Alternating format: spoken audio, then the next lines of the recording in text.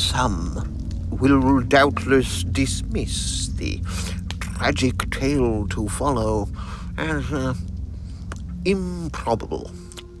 But to them, I say this.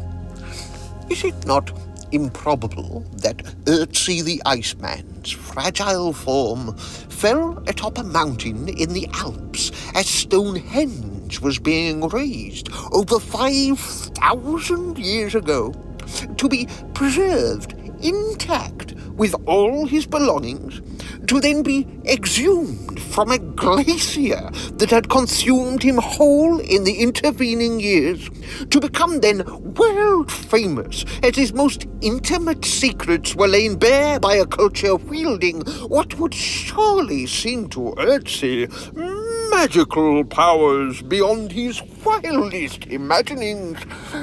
Is all this not highly improbable? So, I say, know ye of little faith, what is one more improbable twist of fate in the tale of Ötzi the Iceman? So, I lay my alternative history of Ötzi's last day alive before you here, for your contemplation.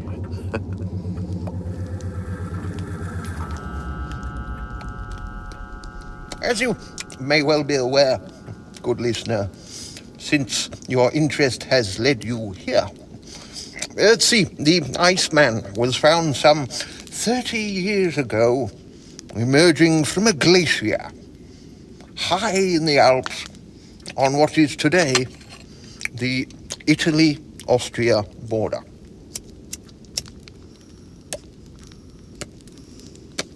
Upon his discovery, lying face down in the ice, with his legs still entombed therein, it was immediately evident that Ötzi had taken a vicious blow to the back of his head. Forensic examination of Ötzi's body commenced immediately upon its recovery, and it was quickly determined that Ötzi had received the head wound just prior to his death. A decade or so later, a scan of Ötzi's body revealed a flint arrowhead lodged in his shoulder, suggesting that he had been shot in the back. It was then supposed that internal bleeding caused by the arrow wound is what finally brought Ötzi's life to an end. An ingenious analysis of pollens, of all things, deposited throughout Ötzi's intestinal tract went on to show that he had travelled an impressive distance on the day of his death. This journey saw Ötzi begin his trek, moving through woodlands covering the alpine valley floor. Then, as the day progressed, he climbed high above the tree line to the crest of a snow-capped mountain range, where he was eventually found dead. Some 5,000 years later, believe it or not. Due to the injuries Ötzi sustained just before his death, it is then widely assumed that Ötzi covered this great distance in an attempt to outrun a pursuer, or indeed several who we knew had murderous intentions.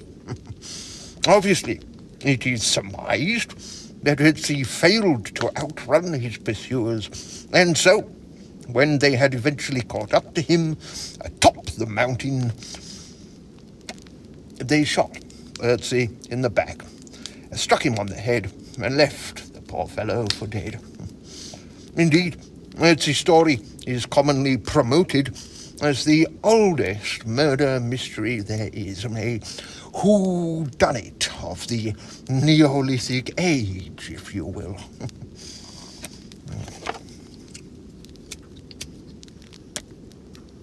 Murder mysteries, as any publisher will attest, sell copy. They generate intrigue to bring in the punters, and more importantly, in this case, secure research grants when interest may otherwise be found wanting. In other words, murder makes the headlines. So perhaps you might forgive me for suggesting that the verdict of murder, given to explain the Ötzi case, may not in fact be an entirely unbiased judgment, for there is clearly quite significant profit to be made from it. So perhaps you might then likewise forgive me for suggesting that all may not in fact be quite as it seems in the case of Ötzi the Iceman. Perhaps, indeed, a few details might have been given short shrift. Perhaps those investigating Ötzi's case have been just a little hasty in their verdict.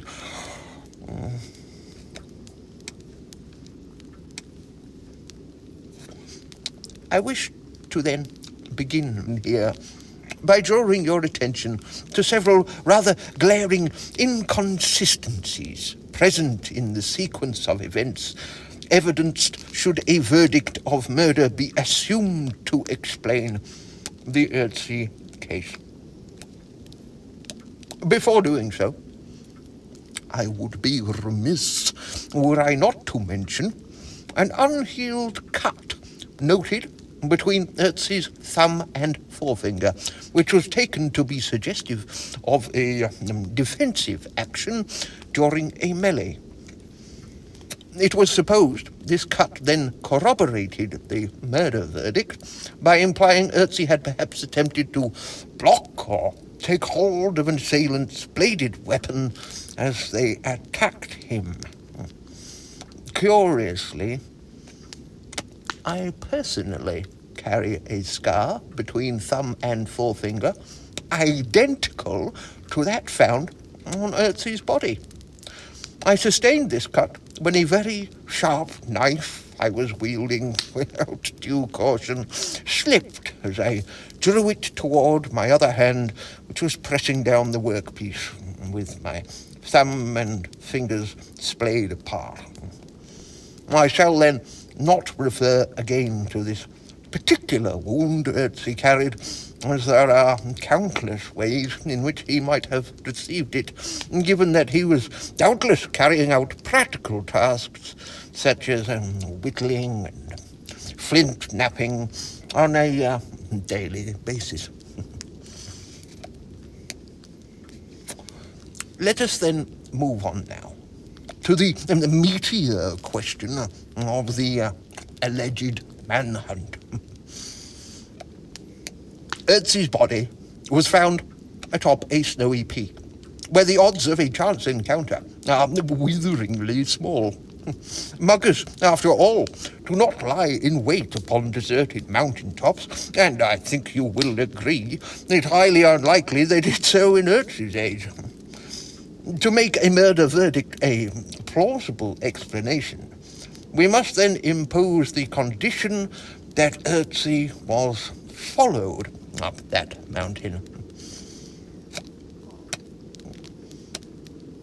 Furthermore, given the exertion required to make this climb, we must also suppose this a particularly determined pursuant.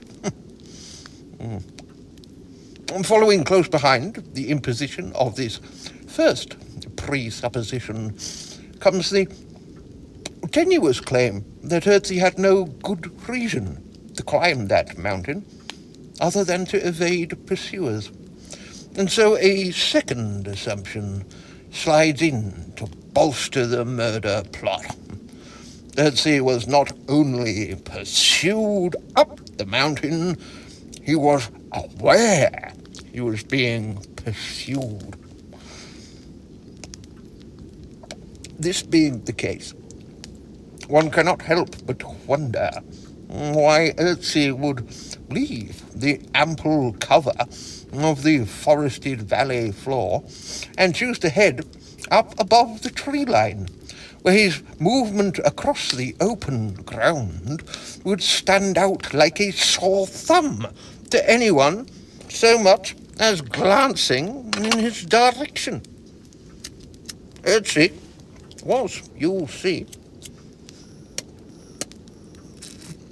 doubtless a man who knew the ways of the wild, so to speak. Indeed, he may well have known them better than any man living today. So why, then, would he leave the forest floor with its endless opportunities to block lines of sight to go where he had no chance whatsoever of losing his pursuers should they spy him? Moreover, moving into the snowfields atop the mountain would again leave his tracks instantly recognizable. Does this, I ask you, sound like the evasion tactics of a man clothed in a patchwork of pelts, who napped flint knives in his spare time, who wore a hand-stitched helm of fur skinned from a brown bear, no less? Likewise, contradicting the manhunt hypothesis, was the evidence provided to us by the contents of Ötzi's stomach upon his death. The analysis of the partially digested matter deposited therein revealed that Ötzi ate a quite substantial meal no more than 2 hours prior to his death, which may indeed have been cooked. Ötzi's last meal consisted of both ibex and red deer meat, ground wheat, which, if not carried in a ready-to-eat state, must have required some preparation, and then various plants and herbs.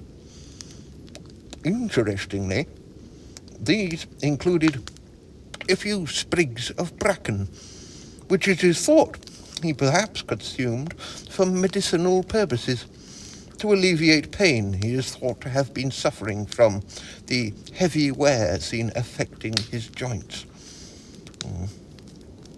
As fascinating as these insights are, they are no less problematic, for we are asked to believe that Ötzi was a man on the run.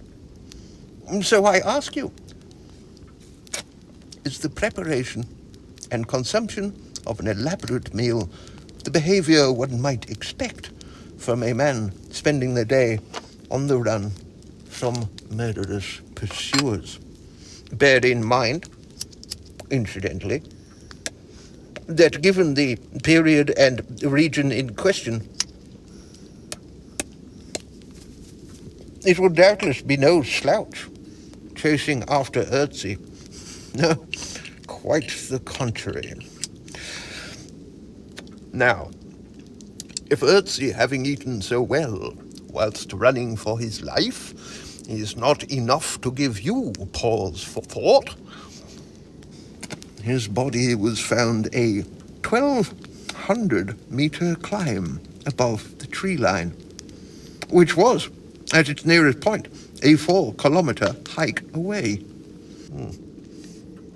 Considering, then, that Ötzi's resting place and those trees were separated by an incline averaging 30 degrees, just under 1 in 3, and being that the terrain in question was a mountainside strewn with loose rock, even a rugged man of the likes of Ötzi may have struggled to cover that distance in 2 hours.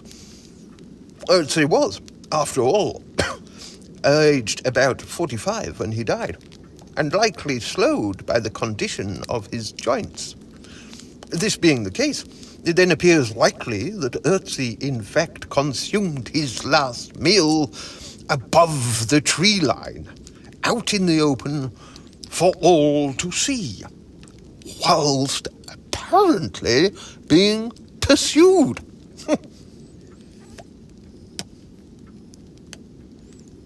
Furthermore, and perhaps most incongruous of all, a prized copper axe was found with Ötzi's body, along with a broken new bow, a quiver of arrow shafts, and a broad selection of other goods, including flint, pyrite, and tinder, in Ötzi's fire-starting kit. Why, then, were none of these items taken by his killers? Given the sub-zero temperatures at 3,000 meters above sea level, the burnable items on Ötzi's person may well have saved his killers from freezing to death during their descent. Most strikingly of all, however, surely it is unlikely Ötzi's copper axe would be seen as disposable in an age when metal tools were doubtless prized above all else.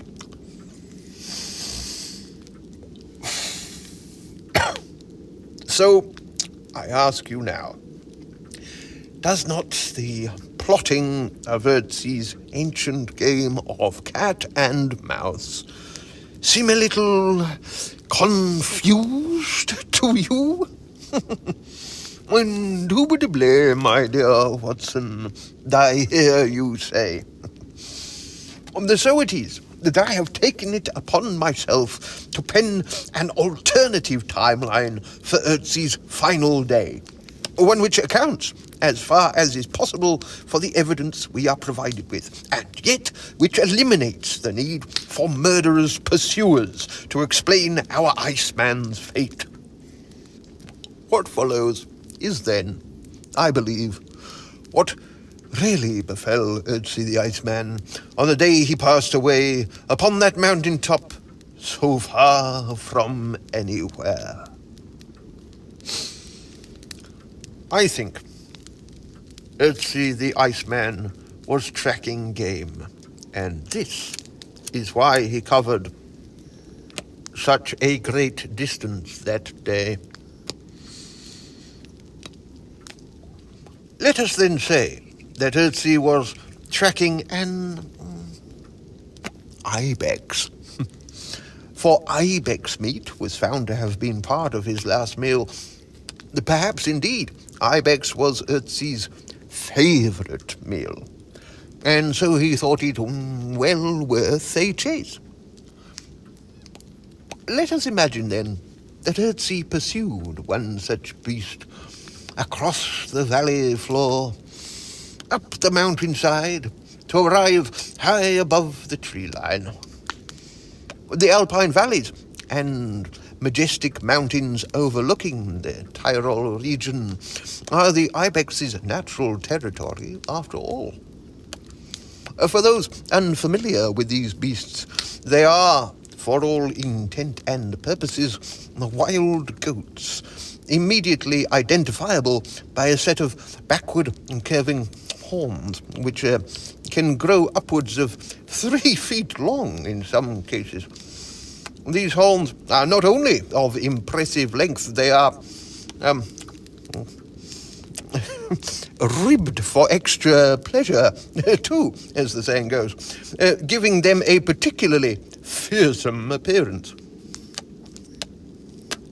Suffice to say, the ibex is perfectly adapted for its mountainous habitat, and so exhibits quite remarkable agility, thinking nothing of trotting up sheer rock faces in a manner that appears to defy gravity altogether.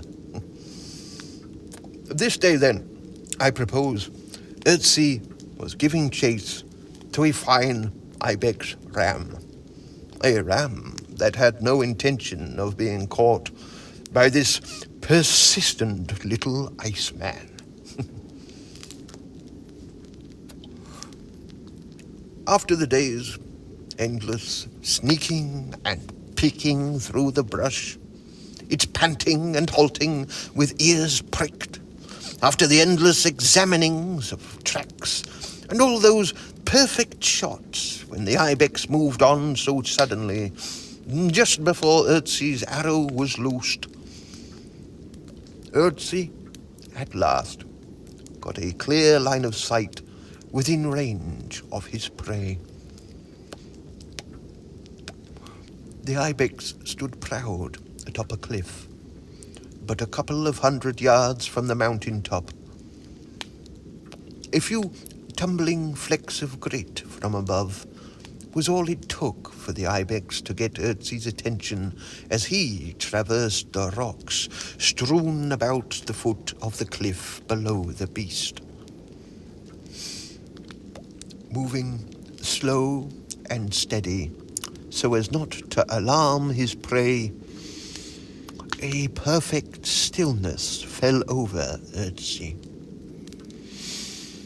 He slid his lucky arrow from the quiver, hung at his waist without a sound, set his feet as best he could on the points of the two boulders upon which he stood, knocked the arrow, bent back at the hip, and focused an unwavering gaze up toward the hollow at the base of the ibex's neck.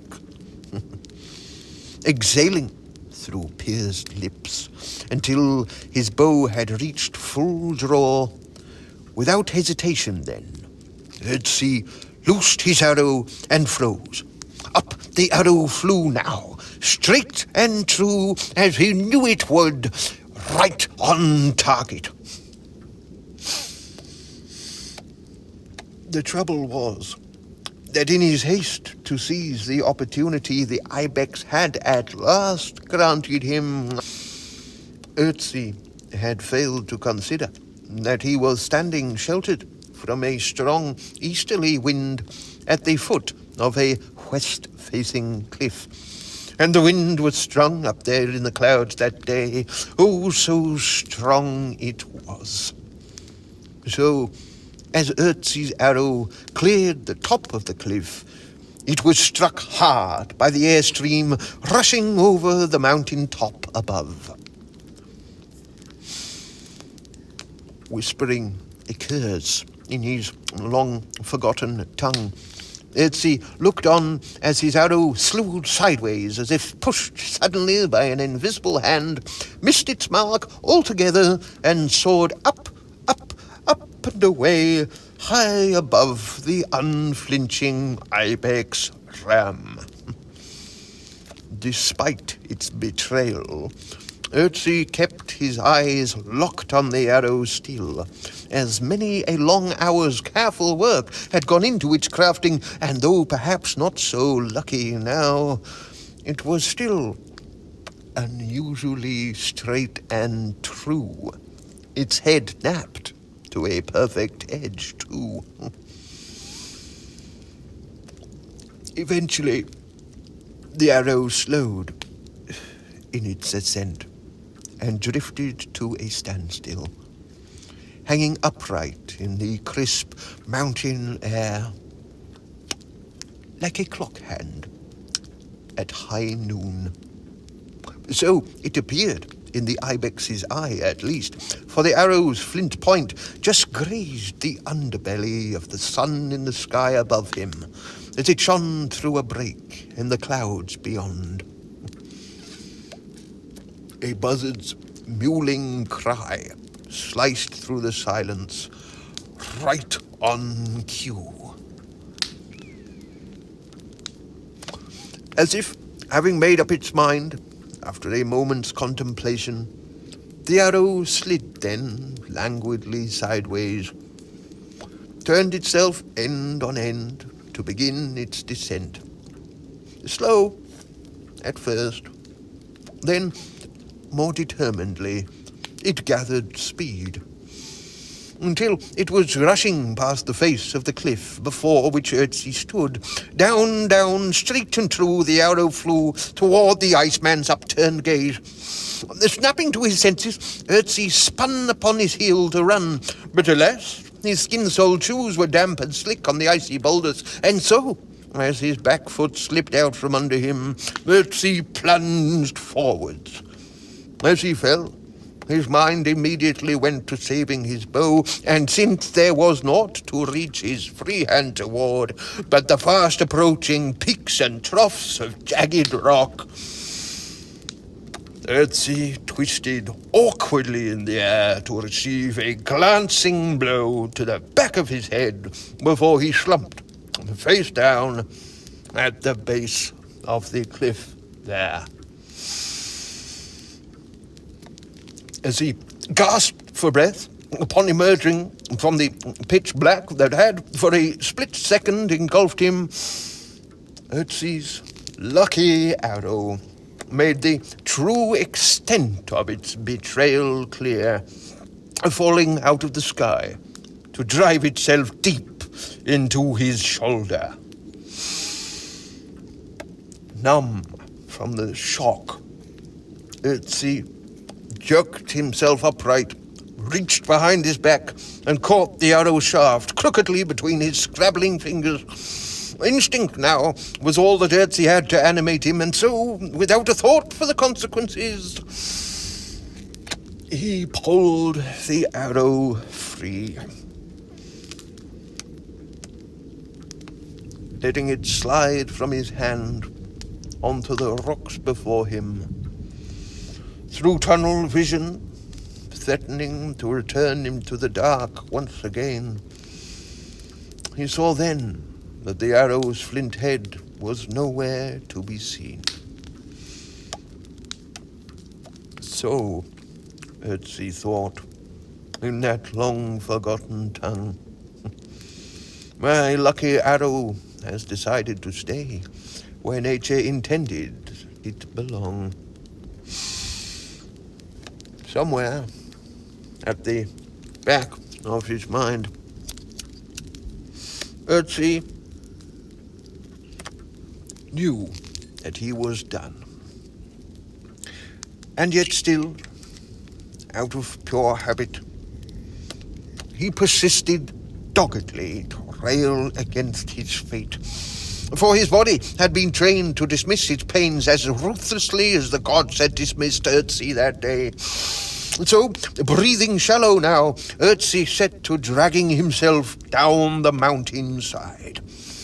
Slowly, sightlessly, Ötzi crawled on all fours across the icy scree, his torso sagging nearer and yet nearer to the ground as his strength quickly failed, until presently he slid himself on at a snail's pace upon his chest.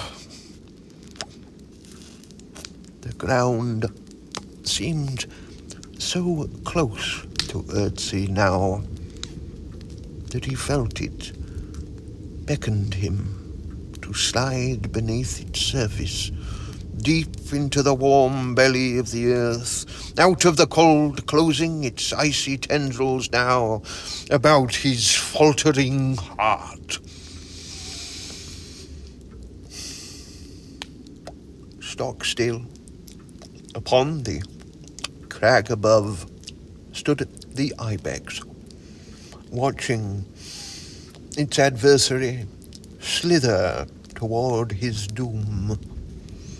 The ram's great curving horns struck there a merciless silhouette against the yellowing cloud behind, pushing, laden with snow, over the ridge.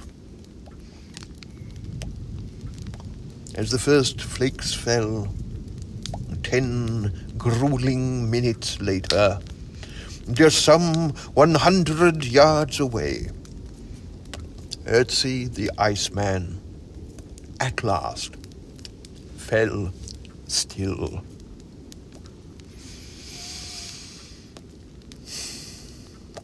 Satisfied that he was alone once again, the ibex shifted his gaze away from Ötzi's body to the distant skyline.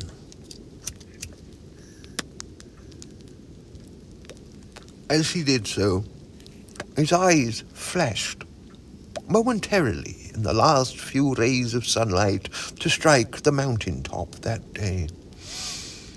Had you looked then into those eyes, had you looked closer than you have any right to look, past the flakes of snow catching now upon the dark bristles surrounding those eyes, you would have seen there,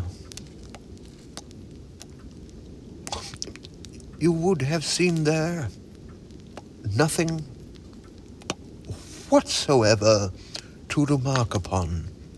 For it is fair to say, those were not the kind of eyes to give away their secrets to the likes of you and I. The ibex turned away now from the cliff's edge, and presently, in the halting skips and spurts by which those born to scale mountains and so effortlessly rule the range, he disappeared over the ridge beyond, leaving the scene of our ancient murder mystery laid out below, up beyond the tree line, as Ötzi, lost to the world for now, waited patiently to tell the tale of his final day alive to our future age. And that, I say, is what became of Ötzi the Iceman on that fateful day.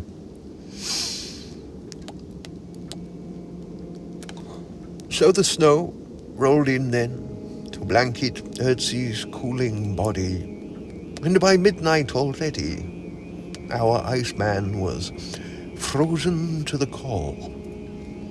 Ötzi, though, had proven himself a warrior true, and lo, death himself could not break his will, oh no. So, over the centuries that followed, a glacier was born atop that mountain there, and with geological patience it lifted Ötzi's broken body up off the ground from where it lay, and oh so gently carried him whole within its creaking belly, on down the mountain side.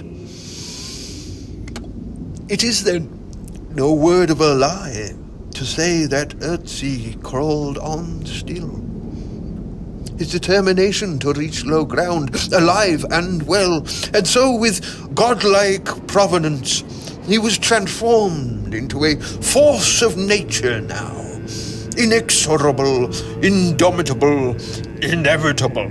Never on Ötzi crawled down the mountain still.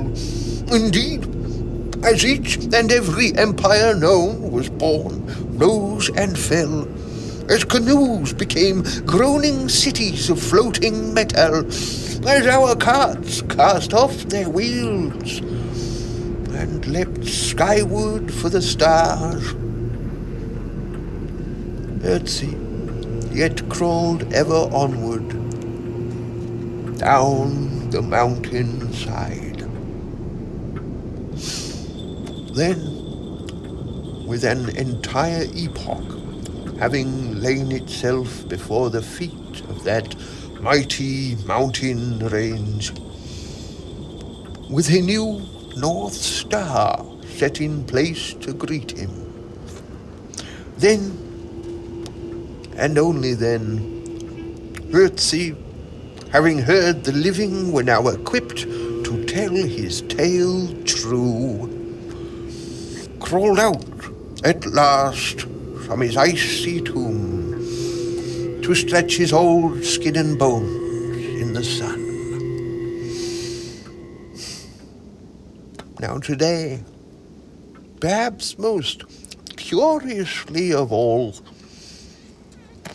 Ötzi lies sealed in a glass-fronted chamber, surrounded on all sides by exotic materials and incomprehensible gadgetry, made especially to save his old skin and bones just a little while longer. And yet still, despite it all, despite that 5,000-year crawl, it is Ötzi's fate still to lie alone in the cold, one arm outstretched, reaching toward the warm air of the valley bottom, so long denied him.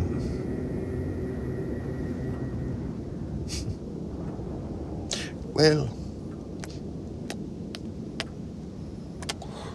the end of Ötzi's tale for now has come. And yet, one loose thread perhaps remains undone.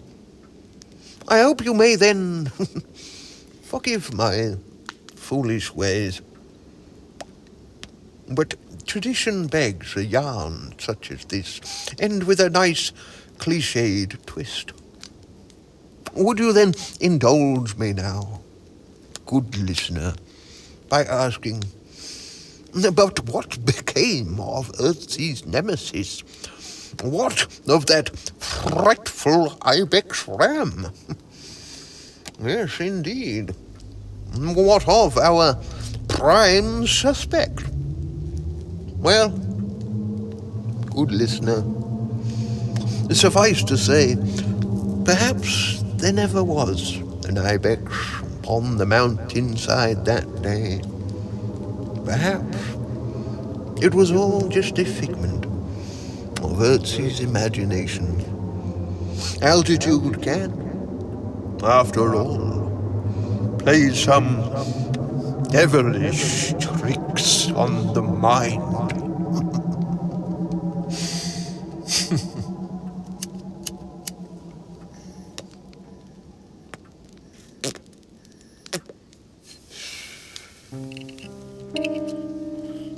Author's note.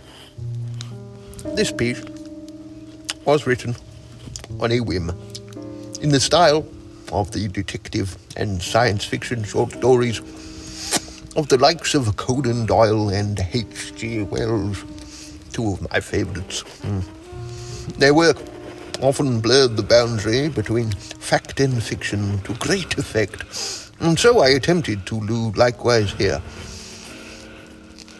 as making the improbable sound believable is a particularly fun game, as I'm sure you will agree.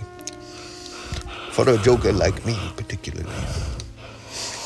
For those interested, Ötzi's bow, as it was found, has been calculated to have a draw weight somewhere in the region of 160 pounds.